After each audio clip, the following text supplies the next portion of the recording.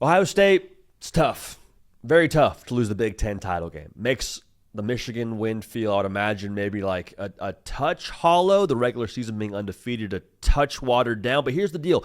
Everything is still in front of Ohio State. So we're not dismissing the loss. We're going to unpack the bad, but we're also going to take an honest look at where the Buckeyes currently are in the context of this college football playoff. Spoiler, we're not writing the obituary on the Buckeyes just yet. And I don't think anybody with a working brain is doing that either. So before we do that, though, if you're an Ohio State fan or you're a college football sicko, make sure you're subscribed right here. It's college football year round. You're a sicko. We're sickos. We get to have a show, so we appreciate y'all being locked in to everything that goes on here that is, of course, college football sicko-friendly. So we'll start with the bad. We take our medicine first, and then we'll unpack the good and just kind of where things are, honestly, with Ohio State.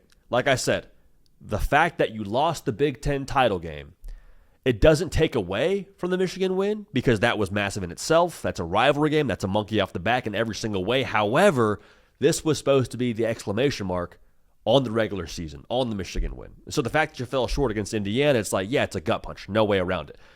I also think, though, when you talk about what Ohio State didn't do well last night, it'd be maybe a little bit easier to stomach if you were watching that game back today and said, yeah, man, Indiana, they're better than us. They beat us. It is what it is. Indiana's a wagon, so on and so forth. We'll take our lump there and ball up top. We'll see where we're in the college football playoff, see if we can re-rack it and get better. That's not the way you feel, though. If you're an Ohio State fan, you're like, okay, it was two plays. It was the quarterback sneak with Julian saying that went how it went, and it's the missed field goal. That was a chip shot. That was the difference in the game, right? That was kind of the essential end-all, be-all when it comes to that game, condensed down to the moments. Those were the moments that Ohio State lost. And we could have a conversation around, is Julian saying the guy that you want carrying the football there on 4th and 1? We could have a conversation around how many times did that field goal go through for Ohio State, in the simulation of these games. But at the end of the day, this sounds like copium, and I want to be careful not to wade into that.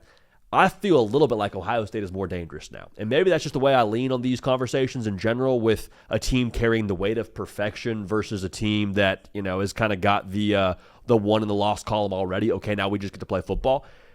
I think for Ohio State, that loss, what it should do now, if you use it properly, it should refocus you. It should be okay, we tasted our own blood. We see that if we don't bring our A game in certain aspects, we're going to get beat. Okay, now we're refocused. And the thing with Ohio State, too, this is a team that had been rolling with a bunch of new pieces.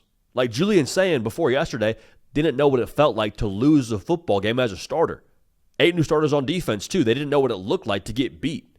And so as much as you say this is a bad thing for Ohio State, at face value it is, but if Ohio State's able to have this light bulb moment, we talk about the heavy bar a lot on this show. If Ohio State's able to take that heavy bar moment where they play a really good football team in Indiana and use it as a calibration tool of, okay, we need to be at this level to get to our goals. If we want to win a national championship, it's going to take a little bit more than what we had against Indiana. Okay, I don't mind it. I don't mind it one bit. Now, you'd like to have the Big Ten title trophy and the national title trophy to go with your 2025 season. But I think if you had to pick between the two, you would lean towards the national title trophy 10 times out of 10. And I think this loss could be what propels you, much like last year. Now, this game doesn't have the same juice as the Michigan game had when it came to losses last year. But I do think that whole thought of having a little bit of sense of urgency, having a little bit of extra edge to yourself, that's what I think made Ohio State the wagon they were last year. We all saw that. Is that what this game is for this year's team? Remains to be seen. But I also think you leave that game yesterday, and if you're an Ohio State fan, nothing about Ohio State was exposed, in my opinion. Like, the defense allowed 13 points. You allow 13 points any given game, you should feel pretty good about your chances to win.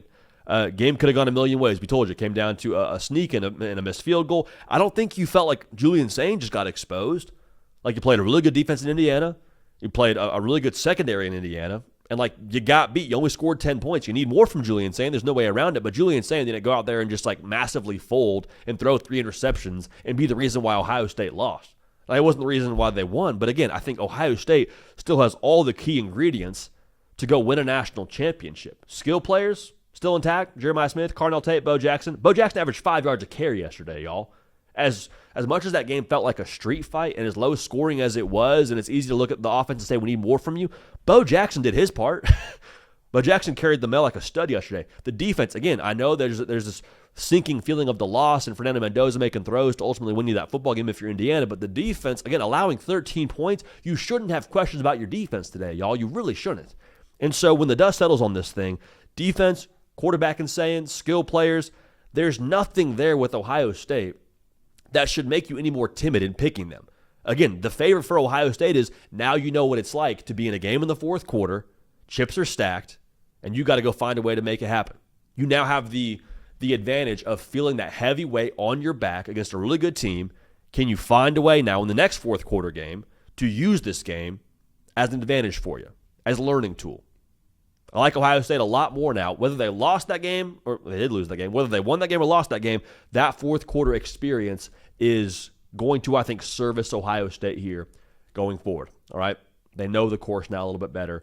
This year's team does to win a street fight game like that. So I'm not giving you copium. I'm just saying, purely for me, I don't feel any different about Ohio State. I still think they're going to be in that discussion to win a national championship. I mean, we'll have to look at this bracket a little bit closer and do some more matchup breakdowns. But, y'all, my gut right now is I'm going to have a hard time putting Ohio State anywhere short of that semifinals and, dare I say, national title game. So not a binding prediction, but I just want to give you that thought. I don't view Ohio State differently. I don't think anyone who's watching college football should either. And I'm glad the committee only dropped them one spot instead of moving them all around and having this discussion where Ohio State's at 3, they're at 4. Ohio State at 2 is the correct move, and I think that game is indicative of it with a 3-point loss to Indiana. That could have gone a million different ways. But, Buckeye fans, let me know your thoughts in the comment section. Looking forward to hearing from y'all there. For Cato on the ones and twos, for myself, Jody Piquel. We love y'all. We appreciate y'all. We're going to keep this party rolling, and we will see y'all next time.